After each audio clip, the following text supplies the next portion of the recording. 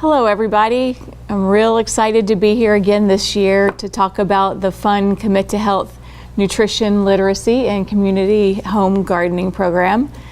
The Community Home Gardening Program is brand new this year, so we're real excited to be launching this program, which will hopefully encourage you at your sites and your parents and families to try to grow some yummy vegetables at home. My name is Danielle Holler, and I am the Director and President of Healthy Networks Design and Research.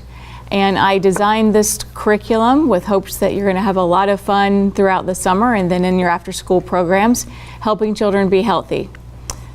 I also am helping with the evaluation of this program that we'll talk about in a few minutes as well, that shows the great evidence that shows the efficacy of the program.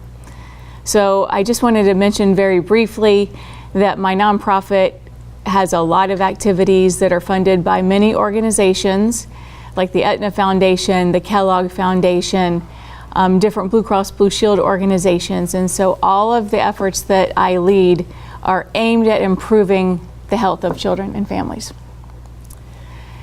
So the Commit to Health project that we're going to be talking about today with respect to educating children about healthy living and healthy eating really came about in I guess, close to 5 years ago now, in 2002, where we started working in Kansas to try out a lot of fun activities that will really engage children in learning about nutrition. So we started focusing on specific fruits and vegetables, on gardening, trying to get everyone at the site physically active, including staff.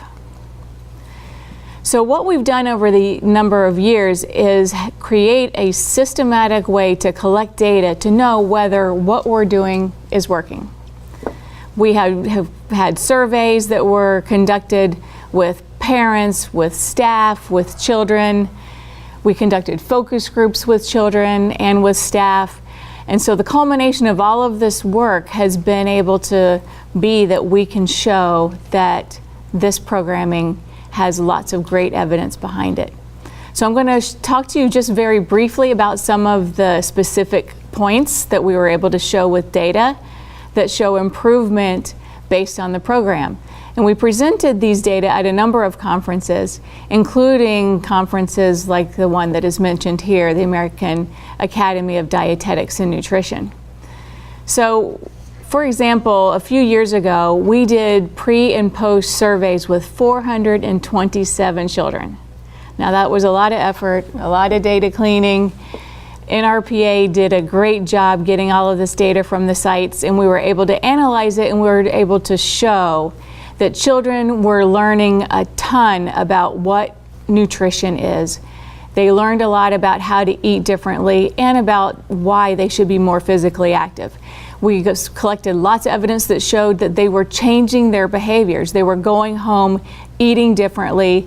They were talking about exercising with their families. So we can see that there was a significant improvement in their health due to the programming. And so we also wanted to see what happens to the parents. Now the parents are, of course, are not at camp. They're not in the after-school programs, but we find that they are learning a lot from their children who've become essentially teachers of nutrition.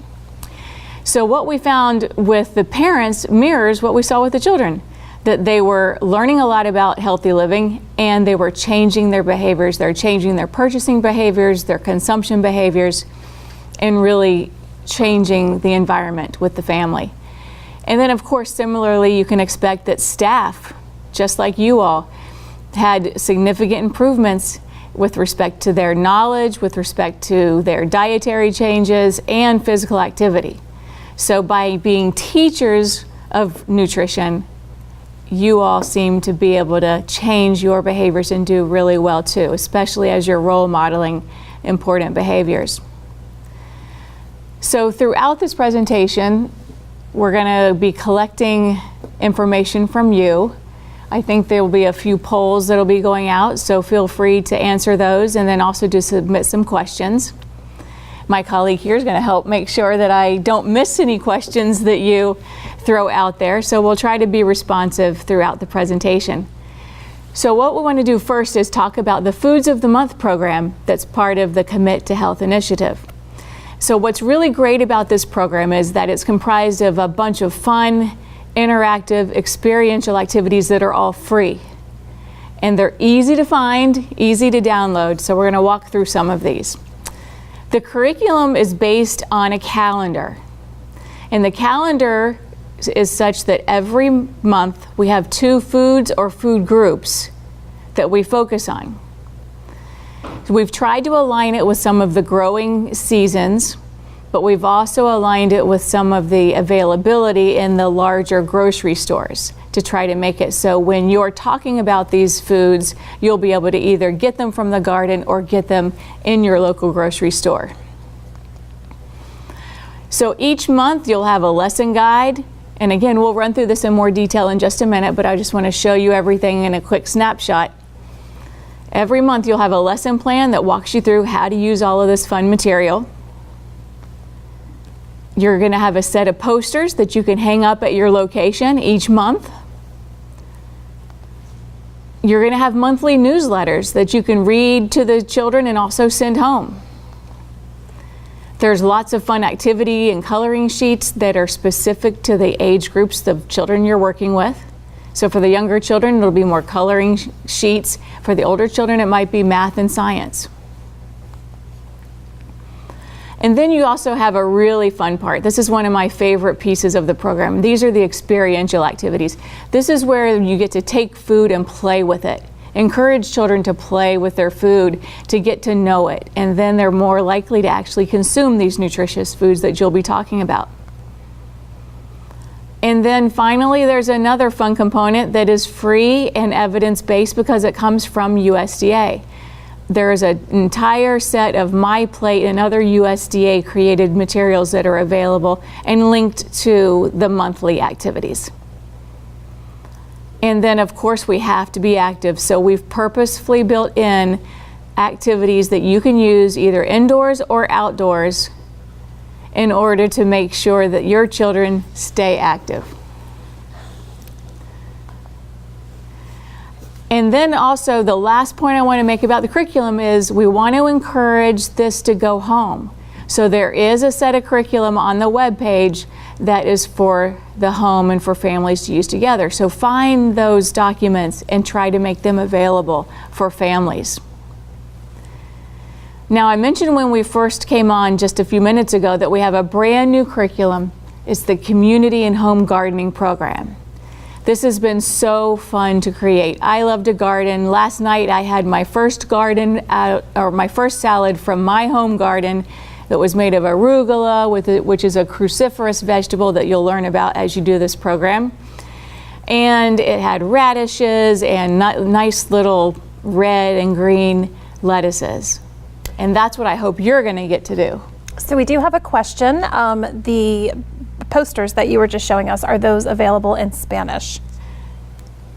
I'm not sure that, actually yes, I'm getting a nod from Allison. The posters are in Spanish. I knew the newsletters are in Spanish, but so yes, the answer is posters and newsletters are available in Spanish. Great. And then also we just want to go back to that poll about fruits and vegetables, that first poll, and maybe make a little noise for the vegetables, because I saw the berries and tropical fruits were popular, but nobody was voting for, I think it was, oh, there you go, root vegetables and tomatoes. So get your voice out there, people. Oh, I think everybody needs to put some tomatoes in the ground this summer. You have to get some children and adults tasting those. Go for some of the little yellow, small like pear tomatoes or the little red cherry tomatoes. Those are easy to pop in your mouth and enjoy. And we've got now root vegetables up 7%. So, oh boy, things are changing. Oh, there you go, tomatoes 6%. Thanks for chiming in.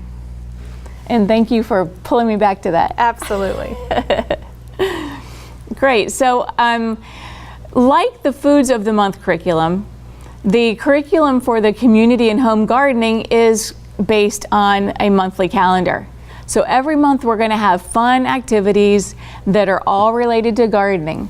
We're going to start off with some fun information about farmers markets and pick your own, because in June we're going to want to start seeing the local produce that's in our area. Seek it out at farmers markets and go pick your own if you can. It might be getting close to strawberry time, at least in our neck of the woods. So see what's available in your area. So just like in the Foods of the Month curriculum, there are specific lesson guides that are easy to use that are provided for each month. There's going to be a set of posters popping up for you to be able to download, and then also I imagine some might be sent to you that are seasonal. So we're thinking each quarter, each season, we're going to have a new poster coming out to try to help you think about gardening year-round. There are monthly newsletters, and yes, even in the winter, we'll be doing some of these newsletters. I run a bunch of projects in schools where we do indoor gardening systems, and I'm going to hopefully translate some of that into some information sheets that you can use in some of your outdoor or your indoor activities if you actually continue this in the out-of-school time setting after summer camp. There are coloring and activity sheets, again related to the gardening topic of the month. And then of course you can't not have experiential activities. We're going to have suggestions on how to get there, get your hands dirty, fun things to do with produce from your garden and things like that. Every 2 months, we're going to provide you with some fun tip sheets. The most recent ones, or the first ones that you're going to see, are all about getting out into the garden and trying to grow gardens at your community or park recreation sites. And coming soon, we've been waiting for this, the Foods of the Month and the Community Home Garden Facilitator's Guide. It's in progress. We were sort of waiting to get the Community Home Gardening curriculum going before creating the Facilitator's Guide. So that should be available soon as an extra aid to help you walk through the pieces of the curriculum. So what we're going to do now is talk about how you actually implement these programs. First of all, we want to make sure that you focus on the fact that this is your program. You're leading this at your site, and you need to make it yours. So have fun with all of the tools that are being provided on the website, but make it yours. Integrate into things that are going on in your local communities. Make it fun, play with the food, and enjoy being a health teacher. You're going to have a huge impact on all of these children. Just like it has been discussed in at least 2 other conversations that I've seen this morning, staff role modeling is very important. Make sure you're modeling good eating and physical activity behaviors. Don't drink less nutritious foods, high sugar foods and beverages in front of the children. When the kids are active, you should be active. Encourage the children to try new foods. Encourage them to try fruit-infused water that they may never have had that's going to be part of the curriculum. Be on time, have fun. We do have a question about that lost population, sometimes the middle school students. So do you have specific activities that would appeal to that group? Well, the curriculum is listed as kindergarten through 2nd for one section and grades 3 through 5 for another. But I expect that a lot of the experiential activities would work across all ages, including seniors like our grandparents. The Foods of the Month newsletters, there are recipes in those that you can try out and use with middle school and high school students. Have them cook them, have them demonstrate how to prepare those foods. Have the middle and high school students as the garden leaders, have them leading the little ones. I think there are a lot of great ways to integrate all ages. Another question about raised garden beds. Too late to start a garden in the spring, but could we use funds to get one started in the fall? I'm getting a nod from Allison that says yes, yes, yes. And what's really great about this question is that I think it's the July curriculum has a whole set of activities and sets of information about how to think about planting your fall garden.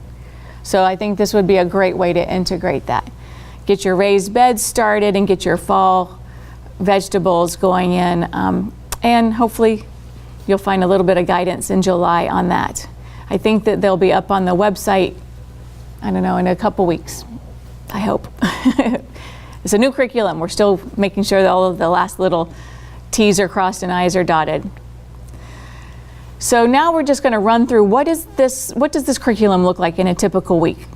We're going to go over the lesson guides, the web-based resources, Want to remind you that all of these are organized very well by NRPA on their website, and all of it's free. It's lots of fun. And some people get concerned when they see it, or they might download all of it and put it into a binder so that they might be able to work through their own planning at their site. They may say, this is a lot of stuff to do. But ideally what we would love to see is that you try to do something 10 minutes a day here, 60 minutes a day, another day, integrate it into your regular summer camp activities. Don't be overwhelmed by it. Just try to make it fun and work it in when you can. And again, the last point I'd like to make is that the materials are not prescribed to be used in any particular order. We're going to talk about an order based on a lesson plan, but if you want to do week 4 first, you can. Go for it. So I guess the first thing you need to know is about the Foods of the Month website. This is a link right off of the Commit to Health website where you will find all of the Foods of the Month information. Now, the first item in the list is the lesson plan guide. And so when you click on this, it's going to bring you 2 documents. And the way that you tell the difference between the 2 is that you look to see what grade level these lesson guides are for. This particular guide you see here is for grades 3 through 5. You can see in the red circle. The next guide that you might see when you download is for kindergarten through 2nd grade. So based on the children you're working with, make sure you get the right lesson guide, because that's going to help you have the right information. So what we're going to do now is run through what would you do with kindergarten through 2nd grade the first month that you're implementing this program, which for most of you would be June. Should we do the question? Sure. You were on a roll. I didn't want to interrupt I was you. like, pause. So question is, what vegetable would you suggest planting for individuals that live in the South? That is a great question. The newsletter that is, I think it's July again, the July newsletter and the Planting Your Recreation Site tip sheet that will be up on the website soon. Those 2 documents explain how you might decide what vegetables to plant in your zone. It talks about gardening zones. Like, for example, I live in West Virginia, right outside of Washington, D.C., sort of up on a mountain. I'm in Zone 6B. She lives in Burlington, Vermont. Yes. So I don't know what zone. Do you know? I don't know what zone. I'm guessing would have to look that up. 4B or 5. So we're going to have very different vegetables that we would put in. So the documents that you're going to see for the July community home gardening curriculum will help you figure out your gardening zone and what to plant. And then as a follow-up, somebody asking, was there a guide to creating a garden? That is, I think, in July as well. The 2nd page of the tips for how to make a community garden. The 2nd page of that has about 6 steps that are like a cheat sheet for how to create a garden. So those will be available. And then there are also a whole bunch of other companion pieces throughout June, July, and August. And then again next spring that will help you figure out how to actually plan gardens and install them, and then how to harvest. Another question is, can we share this information with local community garden networks, collaborate with local community gardens that might not be acquainted with all of these resources? Absolutely. That would be the goal. You want to have partners in gardening. You might be away, you might need someone to water and tend your gardens, weed your gardens. So then having partners is great. They can come help you and vice versa. Also, there are groups of people that are certified to help in the community with respect to gardening called Master Gardeners. If you go to your cooperative extension office and ask for help, they will probably send you to a Master Gardener who has to do volunteer hours as part of their credentialing. So if you get aligned with one of the Master Gardeners, they may become your local resource for gardening, and that can be really helpful too. And before you go on to the next thing, we're just doing a check-in poll about how many of us plant a garden at their camps already. So changing as we speak, but lots of energy for I hope so at 42%.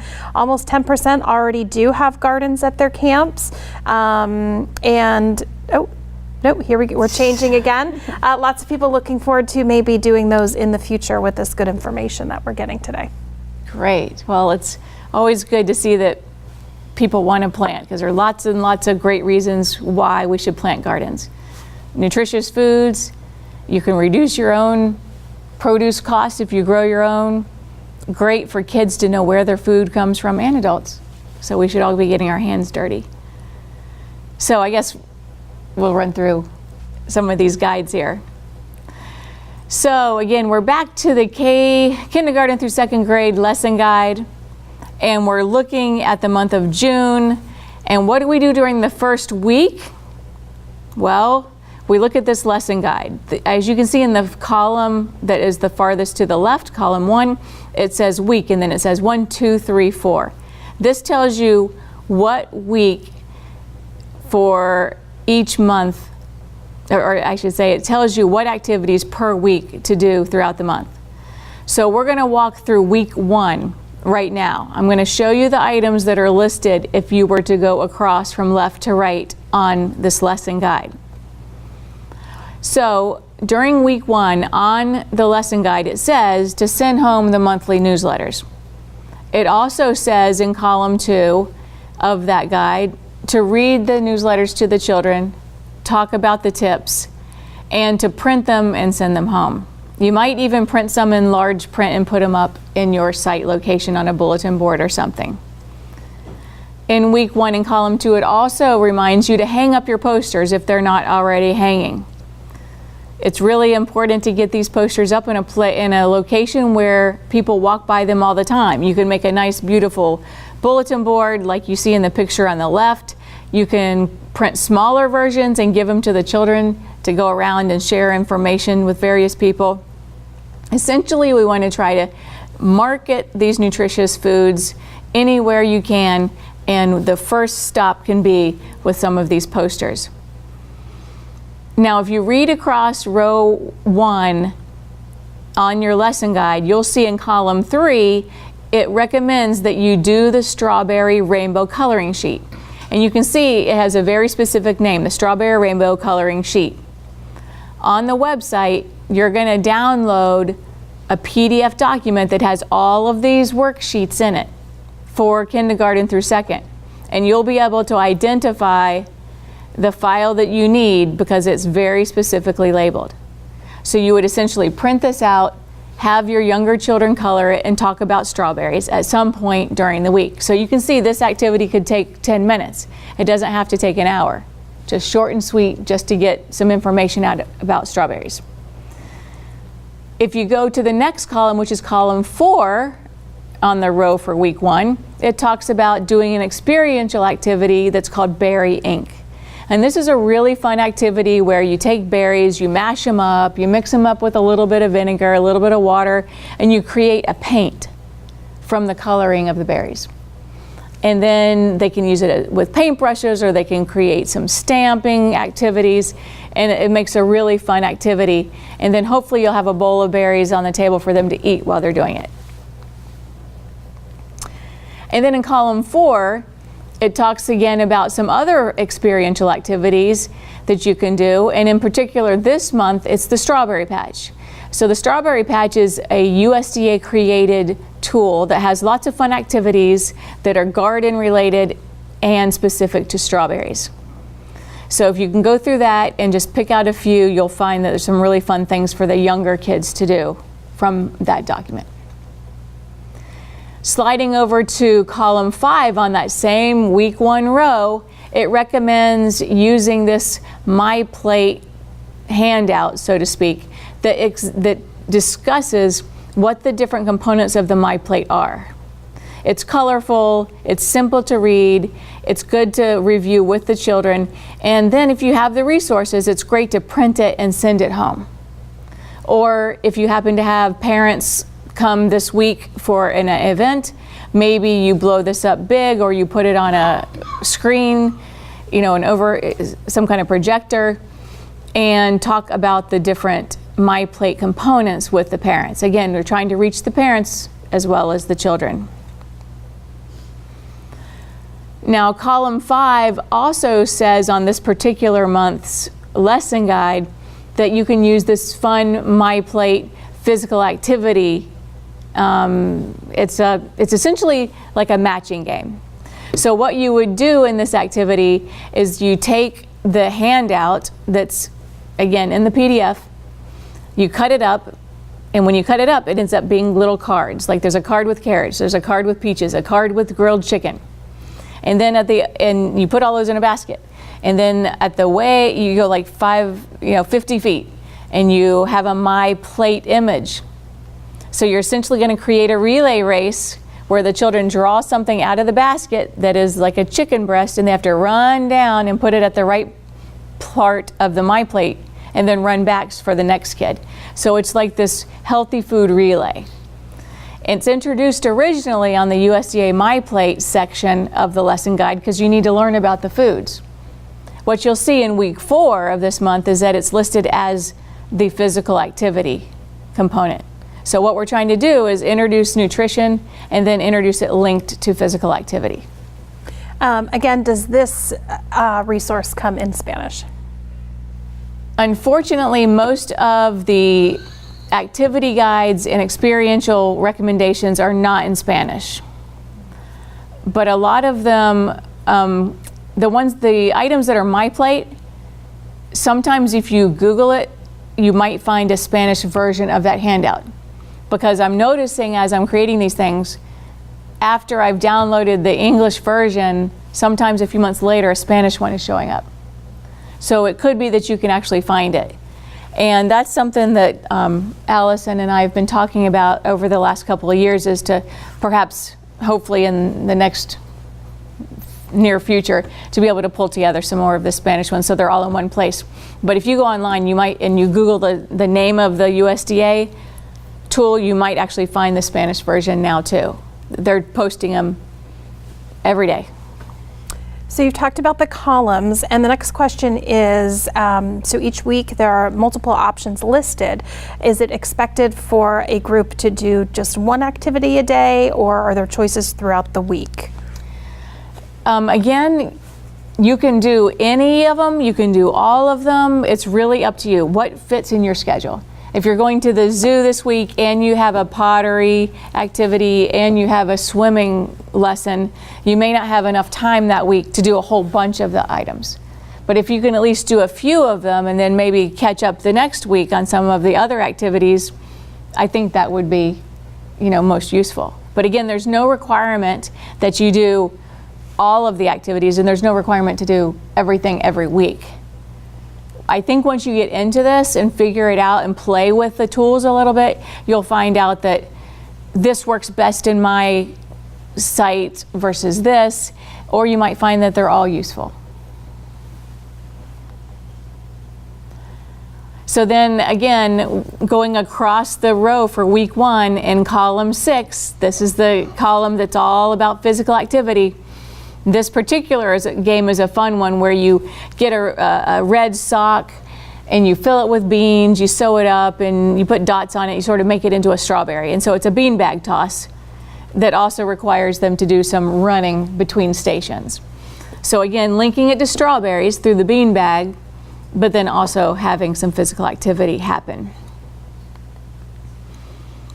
And then again, like I mentioned, the first activity that we talked about, where they're having like a relay race between placing the items on the MyPlate, was originally under a nutrition category, but then it also is a physical activity. So you'll see it coming up actually throughout many, many months, a couple of times a month. Just another note that lots of comments about Spanish materials. Many of the USDA MyPlate resources are available in Spanish, and NRPA will work on connecting everybody to those materials. Great. Great, great, great. And then just another, this is an amazing and wonderful program and resource for all. Wonderful. We love to see everybody using all of these, and it's fun to go to a conference or to be out in the field and people you don't know come up and say, "This is so fun." So hopefully you all will be excited about jumping into this since you're the new folks. I'm assuming most of you are new. I think you're going to find it to be a lot of fun. So the last thing I want to mention here again real quick is that the resources for the home, we want to try to, as much as possible, send things home. We want parents to be aware, and the children hopefully can carry these home and educate their parents. Now we're going to jump into the community home gardening curriculum. This web page is not quite live yet, I don't think, but very soon it will be on the Commit to Health website. But just like the Food of the Month program, it's going to be organized such that you can find the lesson guides very easily, the downloadable PDFs, and everything else you might need. So just like the Foods of the Month lesson guide, it's organized by week and by type of activity. There are only 3 columns of suggested activities on the community and home gardening lesson guide, so it's not as extensive as the Foods of the Month. And so hopefully you'll be able to do both lesson plans, even though I know that might seem overwhelming at the moment. I think you'll be able to do this. As you go through the lesson plans, Barbara is wanting you to talk about organic gardens. Organic gardens. This is always a sensitive subject because we talk about organic produce and it costs a lot more than non-organic produce, and so it's always tough to answer. I guess what I would say is it's up to the local site to decide what type of gardens they want to use. If you want to use purely organic, then you're going to have to get organic soils, organic fertilizers and nutritional support, organic seedlings or seeds, depending on what you're doing. So it's really up to the site to decide whether you're going to go all organic or not. We're not going to prescribe which way you should do it. So it's really up to you. And you know, there's always that controversy of, do you need organic avocados? Because you don't eat the outside of it, so it's not sprayed. So you know, you're going to have to discuss internally what you think about organic foods and figure that out. If you're doing a lot of composting, if you want to have worms and worm buckets, or if you have a supply of like fish waste, you can do some great fun stuff that way with organic gardening, but again, it's up to you.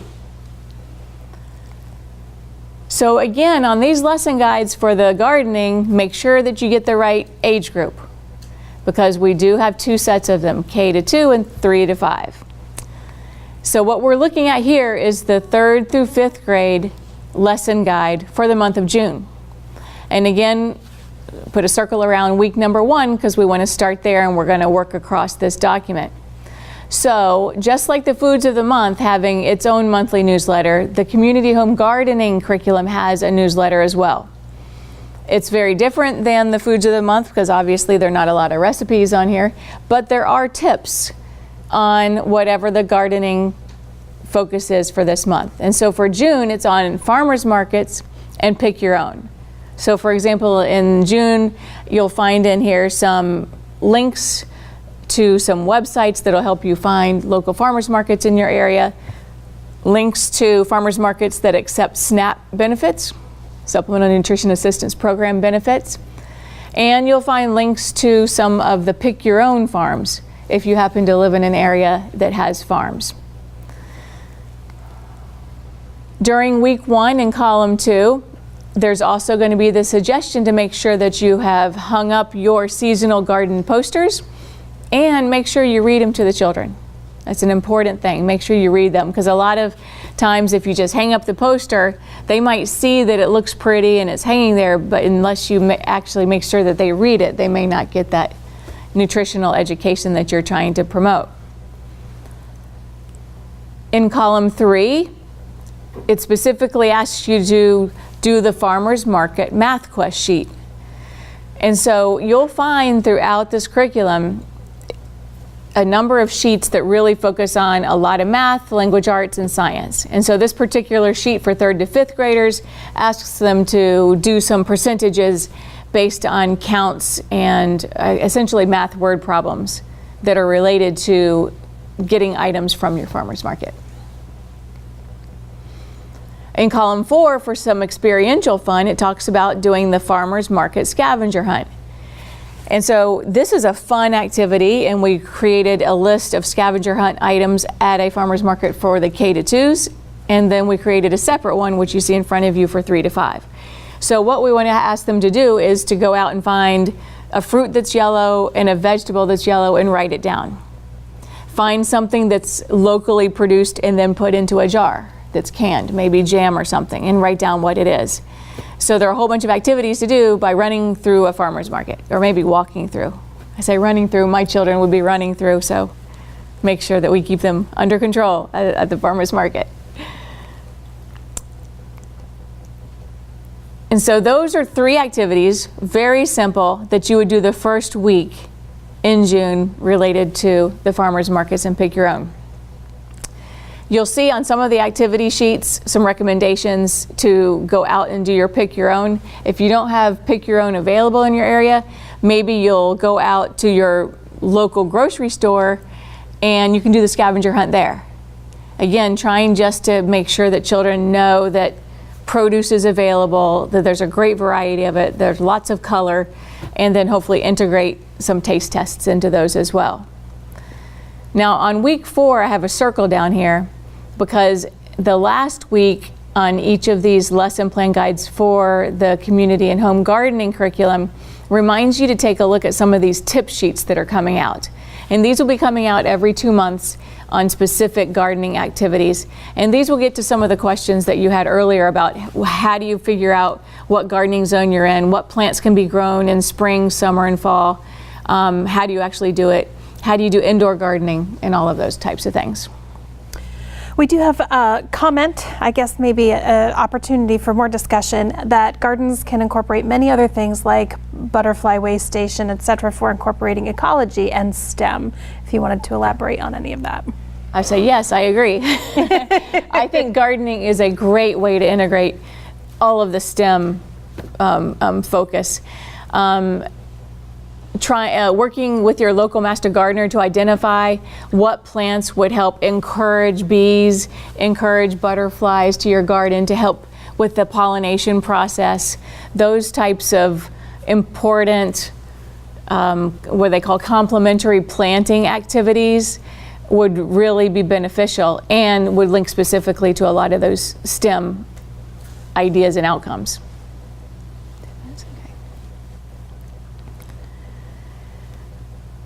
And so this slide shows you one of the bi-monthly gardening tip sheets. This is how to create your own park and recreation community garden.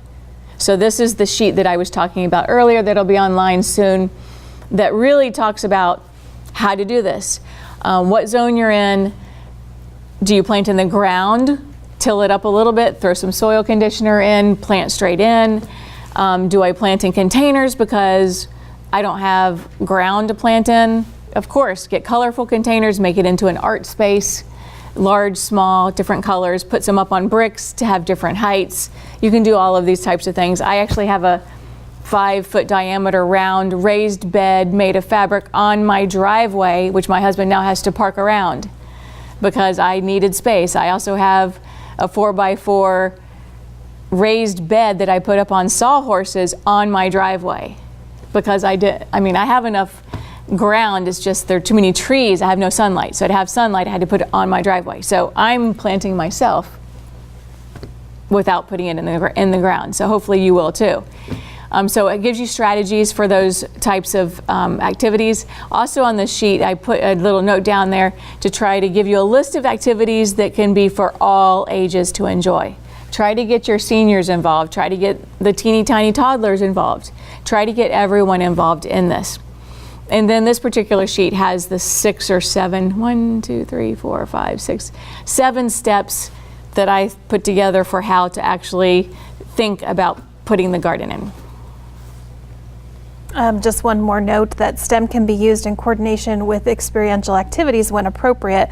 Experiential activities touch on math, science, art, language arts, and more. Exactly.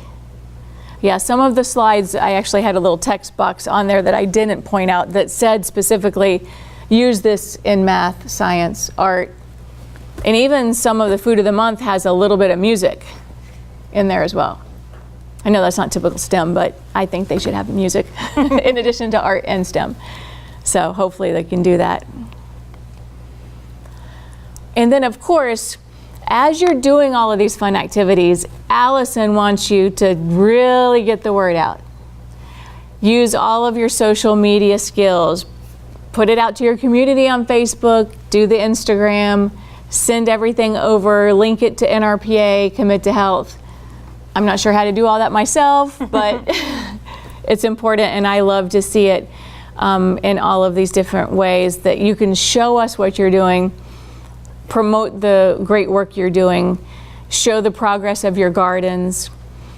Just before we came on this session, I was just posting to my family nutrition program, which is a USDA nutrition program in West Virginia, some of our progress in school gardens, and so that is encouraging other people to do it. So that's part of why we want you to be sharing your summer camp program fun with us and others, so that hopefully you can spread the news that gardening is not as scary and difficult as people think it might be. You can do it, small bits at a time.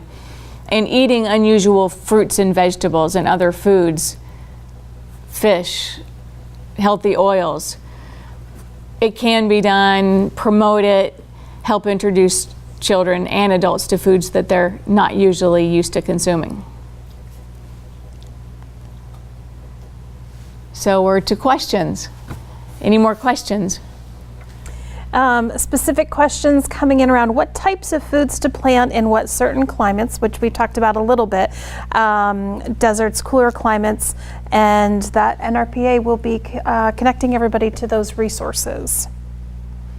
Great, yeah, and you'll see them. You'll see a lot of links. So I've made a ton of bit.ly links. The little abbreviated short links. They're on the newsletters. They're on tip sheets. They're on some of the handouts. So if you click on those, they're going to take you to the USDA planting zone chart, or it's going to take you to the USDA recommended planting vegetables for your zone. And so in addition to what NRPA is going to be pushing out, what you see on the pieces that were created for this program, you'll be able to find some of those resources as well. And as we wrap up, it looks like people are excited about trying new recipes in the newsletter. We have 60% saying yes, of course, they're going to try and prepare those new recipes, and some people still thinking about it. So we'd love to get that to 100% before we sign off on this segment. Yes, and you'll find that some of the recipes you don't have to cook. So, because I know that that's a concern of some people, is how I don't have a facility to cook. I'm working under a picnic shelter in my park. Well, there are a number of recipes that are chopped fruits, chopped vegetables, smoothies, other kinds of things like that that don't require kitchens.